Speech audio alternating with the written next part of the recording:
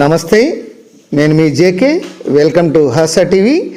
National highway 516C ఈ national హైవేలో భాగంగా సబ్బవరం శీలానగర్ మధ్య 6 వరుసల జాతీయ రహదారి కోసం 900 కోట్లకు పైగా నిధులు కేటాయించారు. దానికి సంబంధించినటువంటి వివరాలు ఈ వీడియో ద్వారా వివరిస్తాను. వీడియో చివరిదాకా చూసి ఒక్క లైక్ ఇవ్వండి ఫ్రెండ్స్.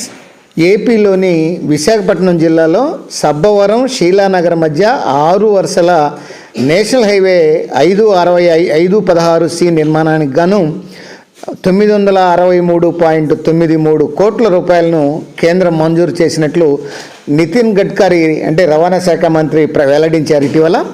ఈ విశాఖపట్నం పోర్టుకు గాజువాక మీదుగా వచ్చేటువంటి భారీ వాహనాలు ఈ వల్ల తరచూ ప్రమాదాలు జరుగుతున్నాయి. దాంతో వాటి రాకపోకలకు పోలీసు అధికారులు నిర్ణీత సమయాలను కేటాయించడం కూడా జరిగింది. అయినా ప్రమాదాల సంఖ్య తగ్గడం లేదు. దాంతో పోర్టు వర్గాలు ఈ సమస్య నివారణ కోసం అనకాపల్లి ఆనందపురం మధ్య 6 వరుసల జాతీయ రహదారిలో సబ్బవరం నుంచి శీలానగర్ వరకు మరో 6 వరుసల జాతీయ రహదారిని అంటే నేషనల్ హైవే 516C నిర్మించాలని ప్రతిపాదించారు. దీనికి 2023 అక్టోబర్లో టెండర్లు అయితే పిలవడం జరిగింది.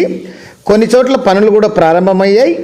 ఈ 6 వరుసల రహదారి పొడవు వచ్చేసి 12.66 కిలోమీటర్లు ఉంటుంది.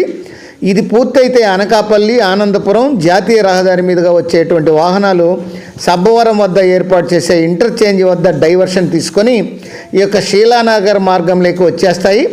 అక్కడి నుంచి విమానాశ్రయం పక్కనున్నటువంటి మార్గంలో పోర్టుకు వెళ్తాయి.